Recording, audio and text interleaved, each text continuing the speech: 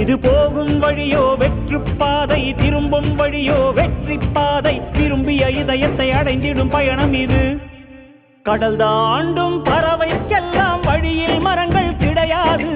ஆனாலும் கண்டம் தாண்டும் சிறகுகள் வலிக்காது.